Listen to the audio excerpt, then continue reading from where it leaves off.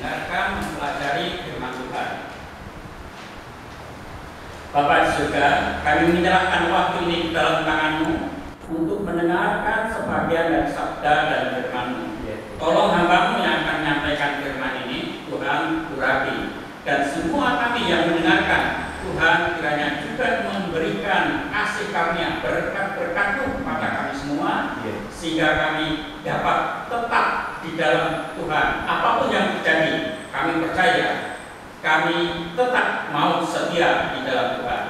Terima kasih Tuhan, kami berdoa di dalam nama Tuhan kami, Allah kami, Tuhan Yesus Kristus.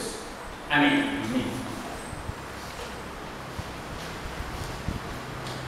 Saudara sekalian, kira-kira 700 tahun sebelum Tuhan Yesus datang, 700 tahun sebelum Masehi,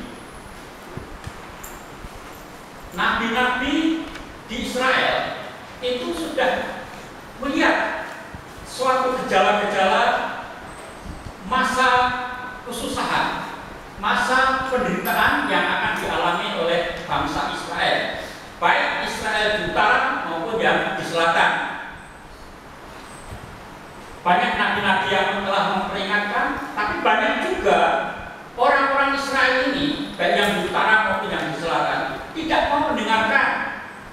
Bahkan dosa-dosa yang dilakukan, ketidakpercayaan kepada Tuhan justru semakin hebat.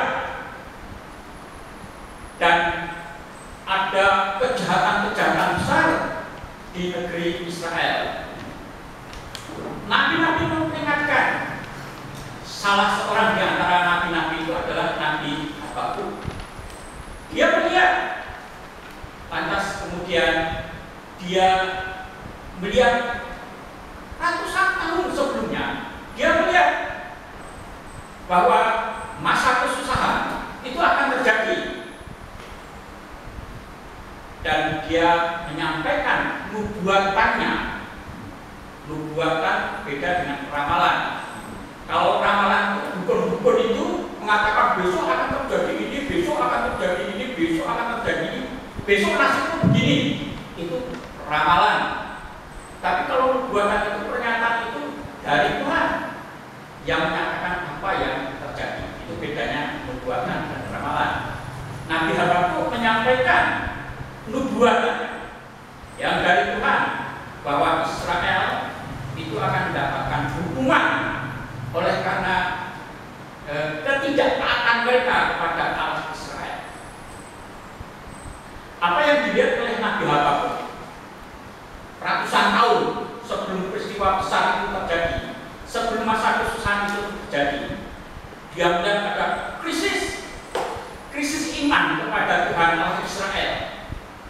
Ada krisis ekonomi, ada krisis kesehatan, ada krisis makanan, ada krisis kehidupan, ada krisis politik akan terjadi di Israel.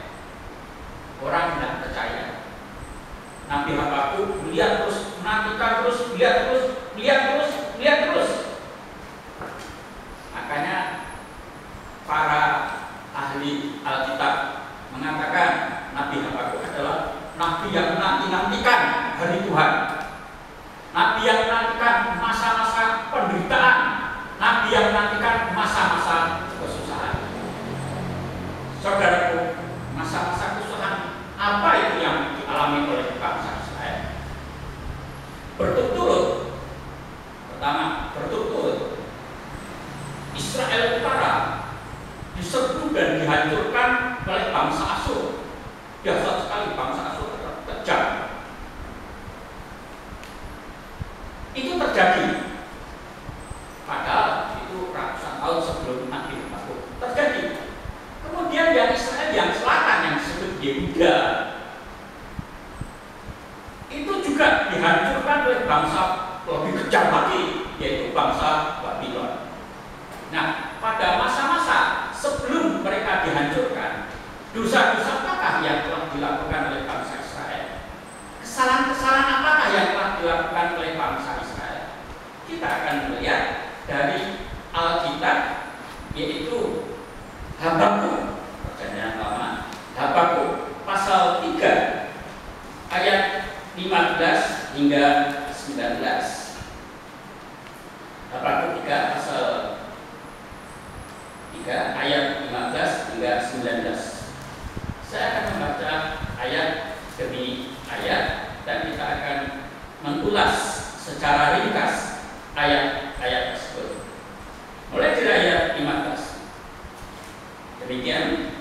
tulisan Nabi Habakuk.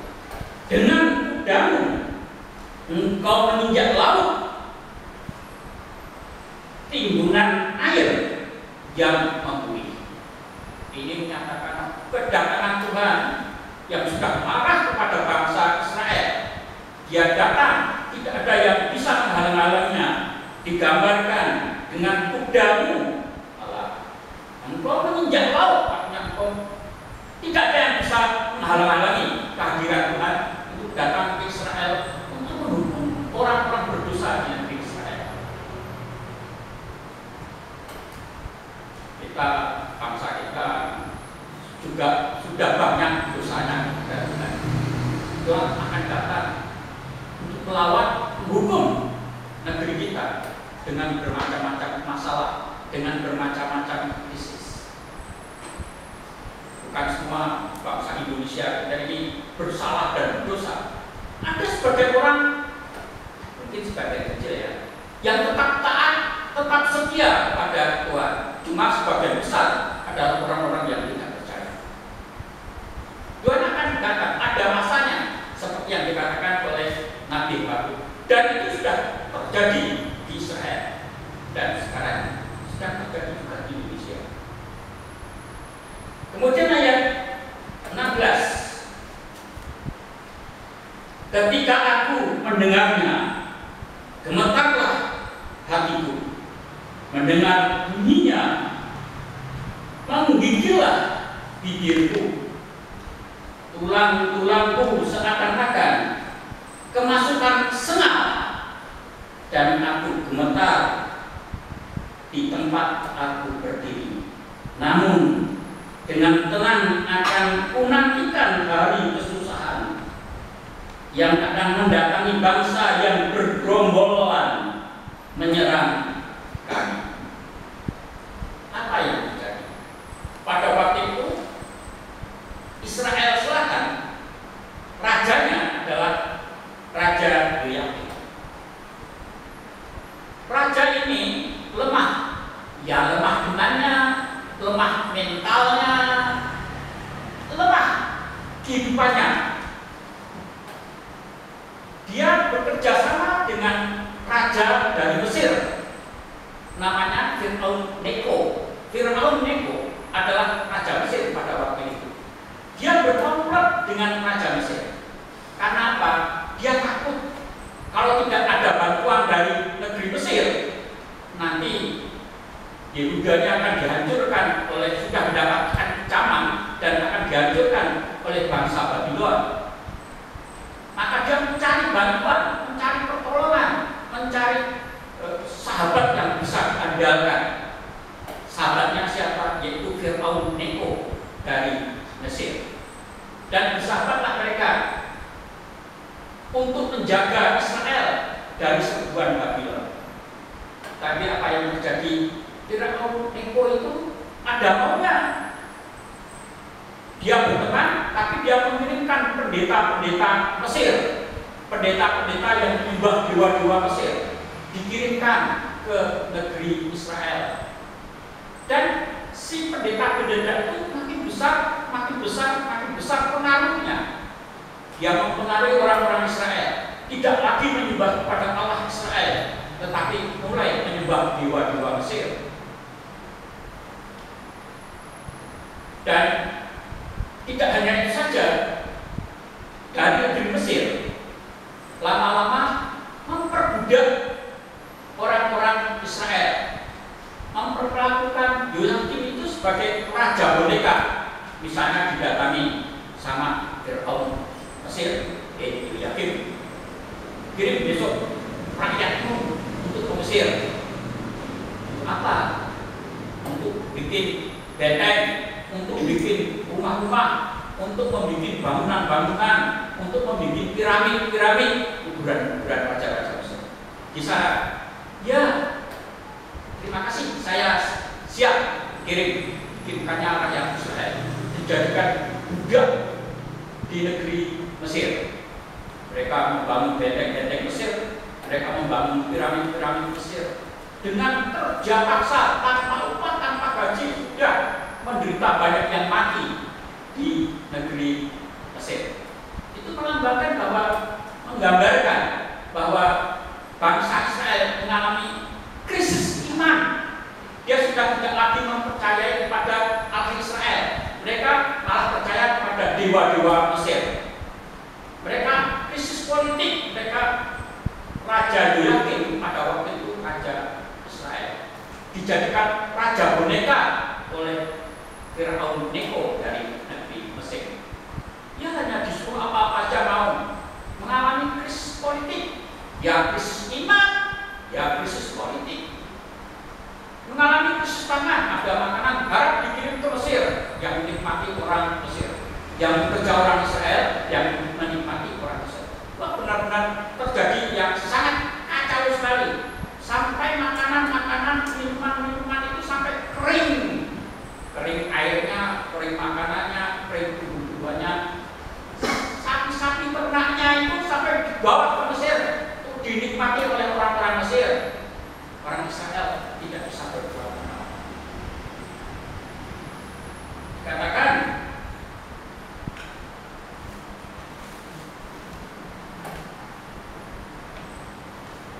bibirku, tulang-tulangku seakan-akan kemasukan senal. Senal itu adalah suatu benda yang masuk melalui tenggorokan, masuk ke paru-paru, merusak paru-paru. Dikatakan Nabi Habakuk merasakan, lihat baru ratusan tahun sebelumnya, Nabi Habakuk lihat seperti dia merasakan hirup udara seperti hirup senal, satu benda yang masuk ke dalam paru-parunya, merusak paru-parunya.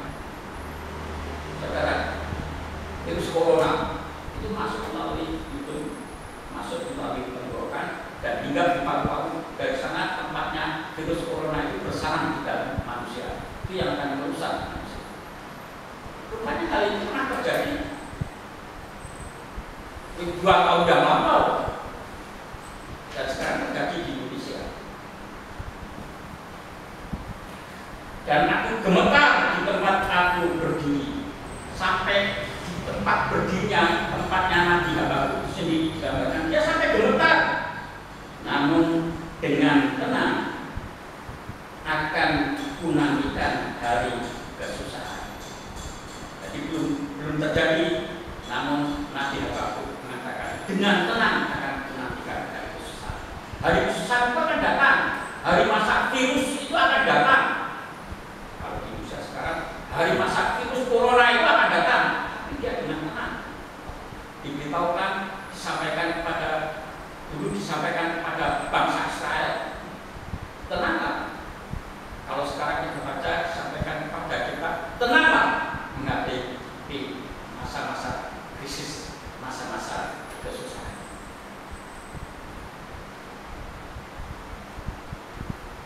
Akan kunantikan hari kesusahan yang akan mendatangi bangsa yang bergerombolan menyerang kami. Bangsa yang bergerombolan menyerang kami. Mulai dari dewa-dewa Mesir, pendeta-pendeta Mesir itu mempengaruhi orang Israel. Kemudian akhirnya bangsa Babylon menghancurkan Israel. Hari itu akan terjadi, itu hari kesusahan. Tetapi ada tenang, kita akan menghadapi, pada suatu saat akan menghadapi ya Israel dan yang terjadi di negeri kita. Hari kesusahan itu tidak bisa dihindarkan. Akan ada, dan setelah terjadi, dan sekarang terjadi lagi.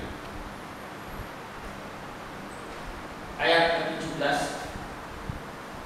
sekalipun pohon ara tidak berbunga, pohon anggur tidak berbuah, hasil pohon zaitun mengecewakan, sekalipun ladang-ladang tidak menghasilkan bahan makanan, kambing domba terhalau dari kurungan, dan tidak ada lembu sapi dalam kandang.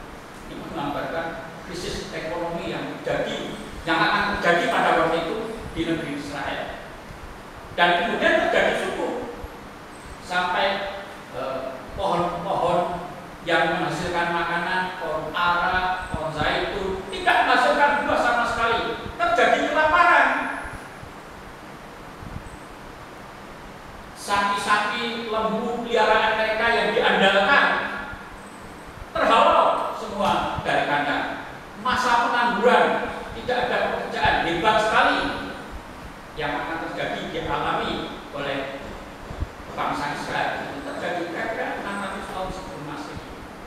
Dan banyak sekarang juga mulai terjadi di Indonesia. Saya lihat masalah-masalah ekonomi itu menghancurkan perekonomian di Indonesia, terjadi pengangguran, separuh lebih terjadi pengangguran, separuh lebih terjadi masa kesusahan. Di mana-mana terjadi kekurangan, karena kekurangan terjadi kejahatan di mana-mana. Orang dalam penjara diberi ampunan, bebas keluar, tapi begitu keluar 2-3 hari sudah melakukan perampokan, pembunuhan, pemerkosaan dengan kejam dan sadis. Terjadi krisis keamanan, krisis ekonomi. Bagaimana sih orang-orang percaya di Indonesia? Kan ada orang percaya dan ada orang yang tidak percaya. Orang percaya juga mengalami krisis ini. Cuma bedanya orang percaya dengan tidak percaya. Orang tidak percaya menghadapi krisis ini patah semangat, hancur. Sedangkan orang-orang percaya, Nabi Habakuk menyampaikan pesan, tetaplah berdiri pada kakimu, tetaplah jaga kesetiaanmu, keimananmu kepada Tuhan. Di sini bedanya orang percaya dan orang tidak percaya. Sama-sama mengalami masa krisis, sama-sama mengalami hari kesusahan. Tapi orang percaya meyakinkan, mengandalkan Tuhan. Sedangkan orang tidak percaya, ya sudah, tidak ada andalan lagi, tidak ada tempat untuk dijadikan sandaran.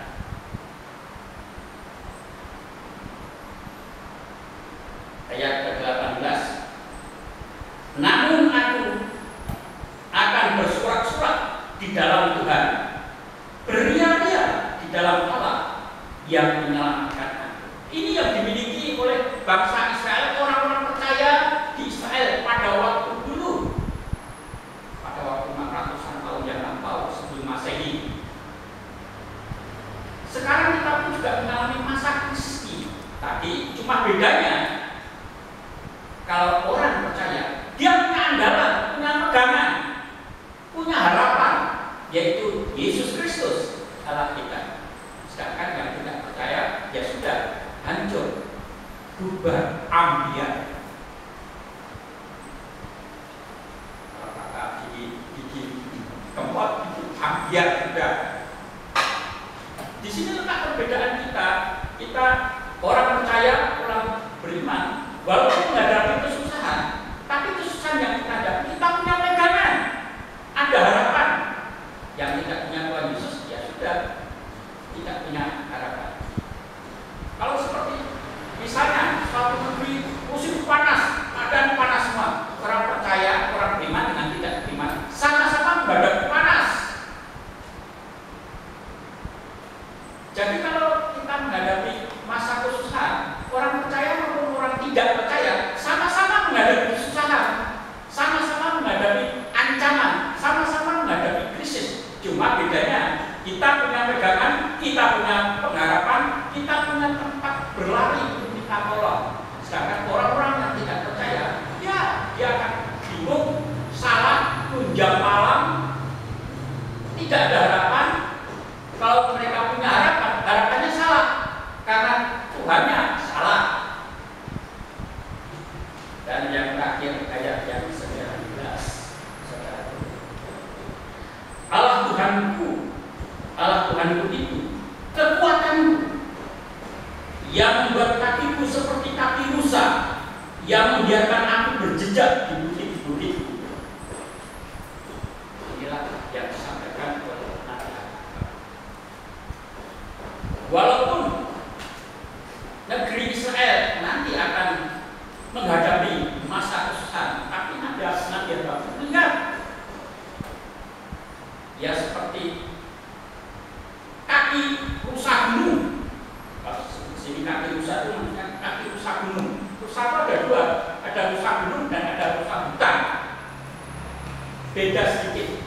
Rusa gunung itu ramping-ramping, badannya agak-agak kurus, kakinya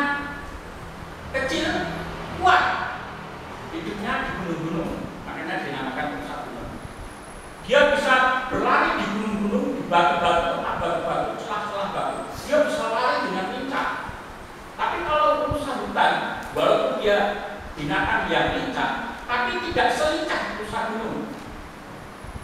Rusa di hutan banyak makanan, gemuk, badannya tidak sekuat rusa gunung, kakinya besar-besar, tidak sekecil rusa gunung. Rusa gunung kakinya kecil, lincah, cepat, kuat, umut. Sedangkan rusa hutan itu gampang ditangkap, lebih gampang ditangkap. Ada apa? Dia melihat orang-orang percaya itu seperti rusa gunung, bukan seperti rusa hutan, tapi seperti rusa gunung yang dia bisa berjalan di tempat-tempat yang sulit, di gunung-gunung yang terjal. Dia tidak jatuh karena dia punya kekuatan. Tapi kalau rusa hutan ditaruh di gunung, sebentar saja jalan pasti akan kepleset, jatuh ke bawah, mati. Tapi kalau rusa gunung, kakinya kuat. Bangsa Israel yang beriman kepada Tuhan, dia akan diberi kekuatan seperti rusa gunung, kuat, mampu berlari di batu-batu. Seperti kita percaya dan kepada Tuhan Yesus, meskipun menghadapi virus apa, kesulitan apa, sakit penyakit, pengangguran, krisis ekonomi, krisis politik dan segala macam, kita itu seperti rusa gunung, tetap berdiri, tetap teguh, tetap kuat. Walaupun berjalan di sisi kiri kanannya ada lembah curam, tapi rusa gunung tetap tidak jatuh, kakinya tetap berjejak, tetap kuat di gunung-gunung. Itulah yang diharapkan dari Nabi. Dia telah melihat kejadian ini akan terjadi di Israel dan kemudian akan terjadi di tempat-tempat yang lain, di negeri-negeri yang lain, termasuk kita. Oleh karena itu, dari sini kita bisa belajar bahwa kita orang beriman punya pengharapan, dan tidak salah pengharapan di dalam Tuhan Yesus Kristus. Tidak salah, pengharapan kita itu benar.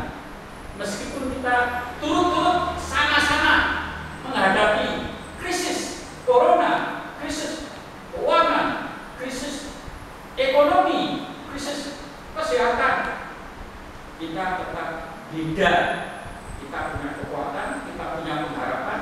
Apapun yang terjadi, kita tetap berjalan, kita tetap teguh di dalam Tuhan. Inilah yang dilihat oleh Nabi Yakub. Inilah harapan dan doa yang disampaikan oleh Nabi Yakub, bisa menjadi teladan, pedoman dan pengharapan bagi kita kepada Tuhan Yesus Kristus. Sekian saudara, mari kita bersama-sama di dalam doa.